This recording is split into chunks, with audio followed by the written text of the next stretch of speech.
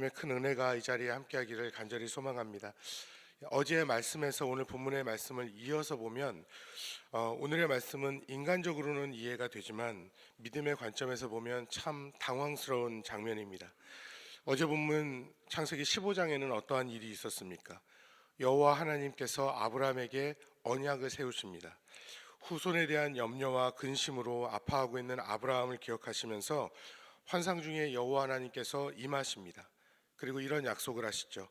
내 몸에서 날 자가 내 상속자니라.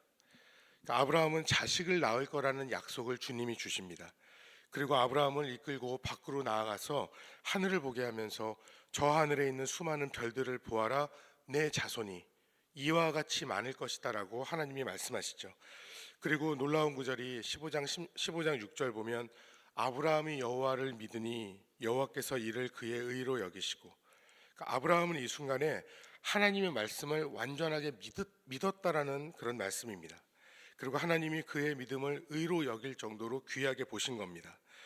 그리고 이 땅을 내게 주겠다 하실 때에 아브라함이 어떻게 내게 이런 큰 일이 일어날 수 있습니까? 말하자 하나님께서 상징적인 일을 하시죠. 3년 된 암소, 암염소, 수양, 산비둘기, 집비둘기 새끼를 가져와서 아브라함 앞에 그것을 아브라함이 반으로 쪼개게 하고 여호와 하나님께서 그 사이로 지나가시는 겁니다. 약속을 어기면 이렇게 된다라는 의미로 하나님께서는 내가 반드시 이 약속을 지킬 것이다 라는 것을 보여주셨습니다. 원래 언약이라는 것은 히브리어로 바리트라는 단어인데 이것은 고기 조각 사이를 지나간다는 의미에서 커팅이라는 의미가 됩니다.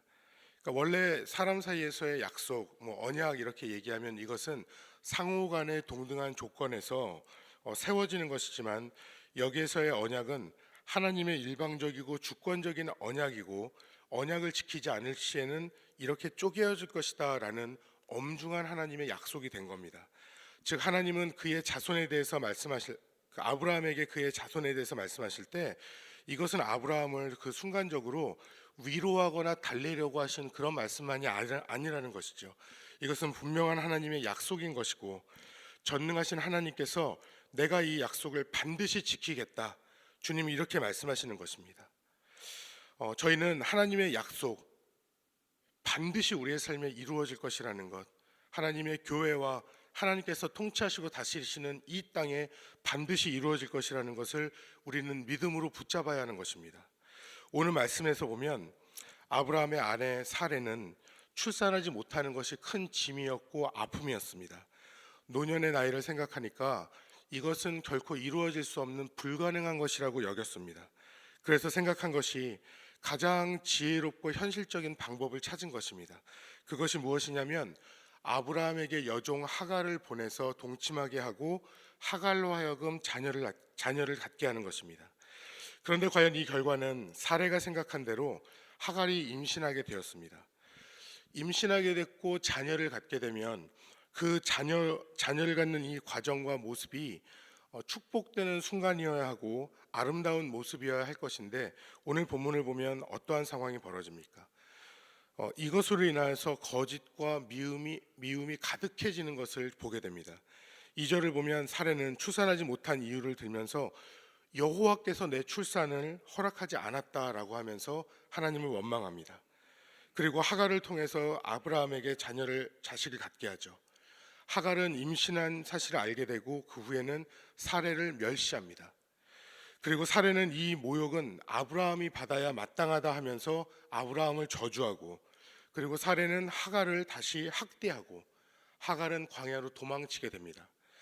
여기까지가 오늘 말씀 속에 나타나는 인간의 계획과 그 결과입니다. 상황 속에서 보면은 가장 빠르고 지혜로운 길, 가장 좋은 것을 택했다고 생각한 아브라함과 그 사례, 비록 원하는 대로 하갈이 임신하게 되었지만 그 속에서는 모든 신뢰는 깨어지고 관계는 단절되고 미움이 싹트고 한 가정에 허락하신 영적인 질서가 다 무너졌습니다.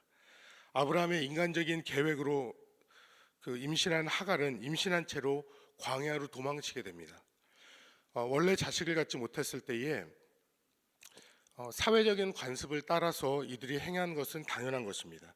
법적으로 이 아이를 낳지 못하게 되었을 경우에서 자기 하녀를 남편에게 보내어서 동침하게 해서 아들을 낳게 하는 것, 남편의 동의 아래 상속자로 삼을 수 있습니다. 살해의 계획은 고대 근동의 법률과 관습에 벗어나지 않는 것입니다. 모든 것은 하나님의 계획이 계속 이어지기 위한 합리적인 선택을 사레와 아브라함이 한 것처럼 보입니다. 자, 그런데 사랑하는 여러분, 과연 이 장면에서 아브라함과 사레는 문제가 무엇입니까? 합리적인 선택, 이것이 문제가 되는 것입니다. 합리적인 선택은 지혜로운 선택일 수 있지만 하나님의 약속, 그 말씀과 어긋날 때에 그 선택은 더 이상 합리적이고 지혜로운 선택이 아니라 인간적인 선택이라는 것입니다. 저희들에게 적용해 볼 때에도 저희들이 신앙생활을 할 때에 합리적인 선택을 하여서 타협하는 부분들이 우리의 삶에는 있지 않습니까? 저희들이 저희 자신을 좀 돌아봐야 할 것입니다. 주일 예배에 잘 참석하면 됐지, 내가 주중에 내가 원하는 삶을 조금 사는 것이 뭐가 그렇게 큰 문제인가? 아무도 보는 사람이 없는데 내가 조금 더 편한 길로 가면 그것이 뭐가 그렇게 문제가 될까? 11조 잘하면 됐지, 일하면서 세금을 조금 덜 내면 어떠한가? 자녀를 믿음으로 양육하면서 주님 앞에서 믿음의 자녀로 키워야 하는데 학업이 너무나 분주하고 너무나 무겁기 때문에 예배만 참석하고 다른 신앙교육은 시키지 않아도 이 정도면 잘하고 있는 것 아닌가? 이 모습 역시 당연히 지혜롭고 합리적인 선택을 하는 것처럼 보입니다. 그런데 사랑하는 여러분, 하나님의 사람은, 하나님께서 쓰시는 사람, 그 인생을 승리케 하시는 사람은 합리적인 선택을 하는 사람이 아닙니다. 인간의 지혜가 출중한 사람이 아니라는 것입니다. 하나님께서 쓰시는 사람은 하나님을 100% 완벽하게 믿고 의지해서 때로는 무모하게 보일지라도 하나님의 말씀에 순종하고 기도하며 하나님의 응답을 기다리는 사람인 줄로 믿습니다. 여러분, 다윗이 골리앗과 싸우기 위해서 그 앞에 섰을 때에 그 모습이 합리적으로 보입니까? 작은 소년이 거인 골리앗 앞에 섰을 때의 그 모습은 무모해 보이는 겁니다. 여리고성을 함락하는 장면에서 이스라엘 백성이 성 주위를 7번을 돌고 마지막 7째 날에 동일하게 7번을 돌고 그 후에 양각나팔을 불고 백성이 함성을 질렀습니다. 여러분, 이 장면이 멋진 전략으로 보이십니까? 인간의 눈으로 볼 때에는 다 죽으러 가는 것 같은 무모하고 바보 같은 모습입니다. 이 상황에 지혜라는 것이 어디 있습니까? 그런데 중요한 것은 다윗이 이겼고 중요한 것은 이스라엘이 승리했다는 사실입니다. 그 이유가 무엇입니까? 하나님을 믿었기 때문에, 하나님께서 하신 말씀이 그대로 이루어질 것이라는 것을 믿었기 때문입니다. 사랑하는 여러분, 우리의 삶에도 인간적으로 가장 좋은 방법과 무모해 보여도 믿음으로 하나님을 신뢰하고 선택해야 하는 순간에 놓일 수 있습니다. 이러한 선택의 순간이 하루에도 몇 번씩 벌어질 수 있는 것입니다. 그러한 순간 우리가 기억해야 하는 것은 합리적이고 지혜롭다고 생각하는 방법 이전에 먼저 하나님의 말씀을 따르는 것, 가장 좋은 지혜를 구하기 이전에 하나님 앞에 무릎 꿇고 성령의 인도하심을 구하고 하나님의 지혜를 먼저 구하는 것, 여러분, 이것이 더 중요하다는 것을 우리는 꼭 기억할 수 있는 이 아침이 되기를 바랍니다. 오늘 이어지는 말씀을 보면 인간적인 방법을 택함으로 인하여서 실패해버린 그런 아브라함과 사레와 하갈, 그들 가운데 주님께서 다시 개입하시고 오셔서 회복해 주시는 장면이 이어집니다. 사실 7절부터 16절까지 말씀을 보면 하갈이 기도했다라는 언급이 있거나 인내로 기다렸을 때 주님이 응답했다라는 그러한 구절은 없습니다. 그런데 이 앨런 로즈라는 분의 이 창조와 축복이라는 이 주석, 창세기 주석을 보면 이 말씀을 자세히 연구해 보면 이러한 응답이 이 계시 안에 담긴 핵심이다라고 하면서 이 7절부터 16절의 이 장면은 하갈의 기도에 대한 하나님의 응답이라고 본문을 연구하고 있습니다. 왜냐하면 하갈이 기도했다라는 그 말씀은 생략되어 있지만 7절부터 12절을 보면 광야에서 하나님께서 하갈을 만나 주신 것과 그녀에게 약속하신 것, 그리고 13절 14절은 그녀의 믿음에 대한 그녀의 응답을 기록하고 있기 때문에 그렇다는 것이죠. 즉 하나님께서는 인내의 소망과 약속의 실현을 위하여서 뜨겁고 간절한 기도를 주님께서는 요구하신다라는 것을 큰 그림을 통해서 볼 수 있는 것입니다. 장면을 보면 광야의 샘물 곁에 여호와의 사자가 나타나서 하갈을 만납니다. 그런데 그 사자는 한 가지 명령과 한 가지 약속을 합니다. 그 명령은 무엇이냐면 내가 지금 사레에게로 돌아가서 사레에게 복종하라라고 말씀합니다. 그리고 그 약속은 그러나 내가 네 자손이 해쳐지지 않고 내가 보호하며 네 자손이 크게 번성할 것이다 이런 말씀을 하세요. 하나님께서는 사자를 보내어서 먼저 아브라함과 사레의 불신앙과 불신으로 인해서 엉망이 되어버린 질서를 주님이 먼저 세우십니다. 장면을 보면은 하갈은 사레를 멸시하고 사레는 하갈을 학대했던 관계, 그래서 도망칠 수밖에 없었던 이 하갈을 다시 돌아가서 사레 앞에 복종하게 하심으로써 하나님께서 한 가정에 세우신 영적인 질서를 회복시키십니다. 그런데 한번 여러분 이 장면을 생각해 보시기 바랍니다. 하갈의 입장에서 보면 너무나 힘들고 고통스럽고 학대를 받았기 때문에 도망쳤는데 다시 돌아간다라는 것이 이것이 얼마나 두려운 장면입니까? 사례의 학대를 견딜 수 없어서 도망쳤는데 돌아가면 사례가 임신한 자신과 자녀를 어떻게 해야 할지 모를 거라는 그러한 두려움이 서지 않겠습니까? 그런데 다시 돌아가서 복종하라니 이것이 얼마나 받아들이기 어려운 명령입니까? 그런데 하나님께서는 그냥 돌아가라는 것이 아니라 약속을 주시고 그 약속을 믿고 돌아가라는 것입니다. 내 씨가 크게 번성하여서 그 수가 많아질 것이니 걱정하지 마. 너와 내 아이는 무사할 거야. 무사한 것만이 아니라 그 후손이 번성하게 될 거야. 내가 약속하니 염려 말고 사레에게로 돌아가서 복종해. 내가 책임질 거야.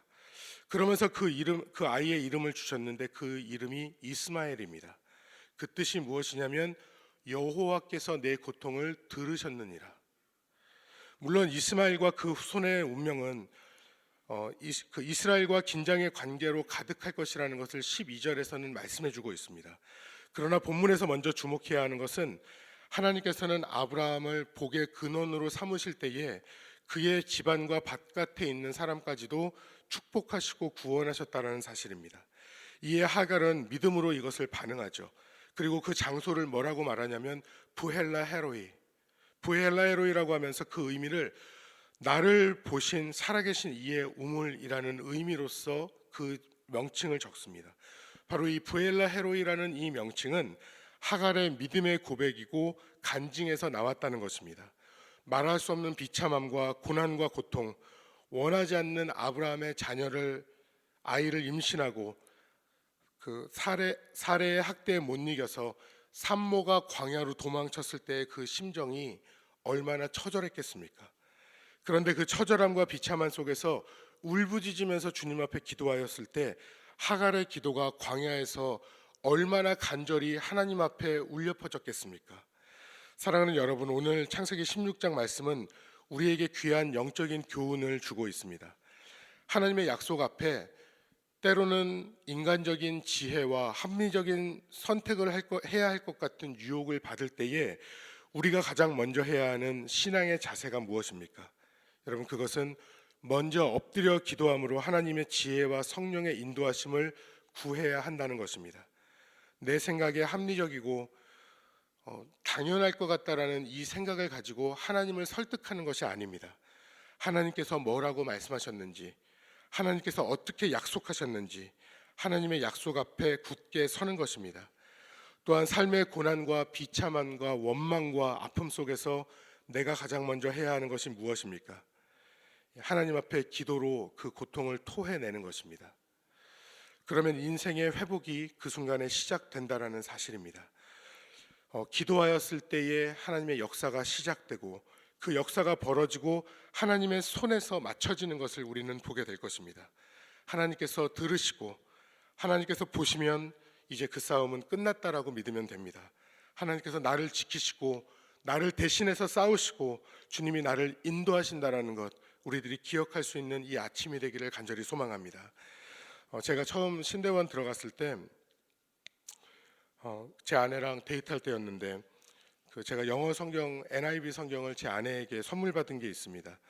그런데 제가 그 NIV 성경을 쓰고 그때 보고 그 후에는 그 NIV 영어 성경을 펼쳐보지 않았었는데 이번에 연초에 다시 그 책을 정리하면서 그 책을 열어봤었는데 그 성경 안에 제가 이런 글을 적어 놓았었습니다. 펴면은 그 앞에 그 굵은 마커로 하나님의 약속에 목숨을 건자는 허 벌판에서도 당당하다. 이 글을 적으면서 그거를 다시 읽으면서 믿음의 야성을 회복하고 정말 주님의 약속에 인생을 거는 삶을 살아야겠다. 이런 기도를 했습니다. 사랑하는 여러분, 우리의 삶이 이 땅에서 한 번 사는 것인데 주님의 약속 앞에서 하나님의 말씀 앞에서 이와 같은 도전이 있기를 소망합니다. 하나님의 말씀을 굳게 잡고 엎드려 기도함으로 인내하고 기도함으로 그 약속의 성취를 맛보는 삶이 되기를 바랍니다. 이스마엘, 하나님이 들으신다. 부엘라 헤로이, 하나님이 세밀히 지켜보신다. 우리의 마음과 우리의 생각 주님 앞에 다 가지고 나아가서 예수님의 이름으로 기도할 때에 들으시는 하나님, 나를 지켜보시는 그 하나님께서 내 기도에 응답하시고 그 약속을 반드시 이루신다라는 것을 우리들이 믿고 이 하루 담대히 살아가시는 저와 여러분이 되시기를 우리 주 예수님의 이름으로 간절히 축원합니다.